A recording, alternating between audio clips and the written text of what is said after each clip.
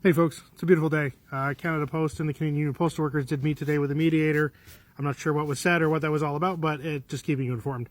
The other thing I need to inform you of is that our national has determined that our first tactic regarding strike is going to be an overtime ban. This is fairly mild. Canada Post has been trying to get rid of overtime anyway, but it might be a little more complicated than you think. So overtime bans are fairly simple for letter carriers. It just means no 1508 overtime on your own route and no 1704 overtime on anybody else's route.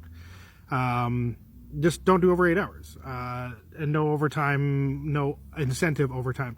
For part-time carriers, you can be extended up to 8 hours, but again, no overtime. For RSMCs, it's probably a little more complicated, but because they've said they're not going to change the pay, I assume it's going to be by your Schedule A. If your Schedule A is over 8 hours, then you are incurring overtime because it's a regular problem. Don't do over 8 hours.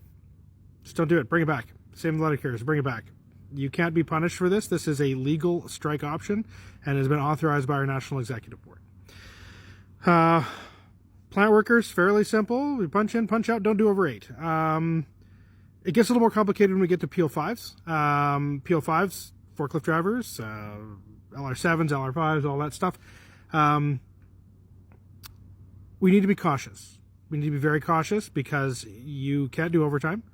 But we also need to make sure that if anybody driving that, because the contract might be suspended, so the PO5 classification might not be a thing, but we need to make sure that anybody driving those forklifts is licensed to do so.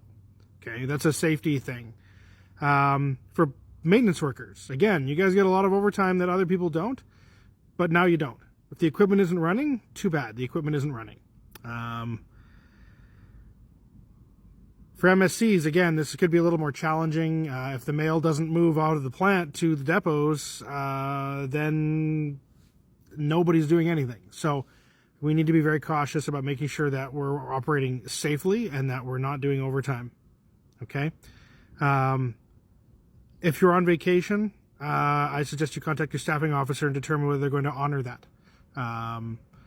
Meaning that in the past, they have honored vacation that you were already on, maybe up till the week of the strike, sometimes further, but they may not honor a vacation that is starting.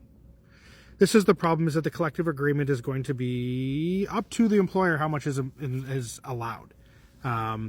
So we're going to respond based off of what they do next. We're doing an overtime ban, which seems like a fairly mild thing. We expect them to react in a mild manner. If they choose to react further, we'll reevaluate the situation. All right? I need everybody to be safe. If you're a letter carrier and you like to run and you like to skip your lunch, don't do it, because they're probably only going to pay you by the hour. So if you get done in 6 hours, you just earned yourself 6 hours. Be safe. Don't run. Don't cross lawns. Take your breaks. Be careful, okay? Everybody be careful out there. We may not have benefits tomorrow.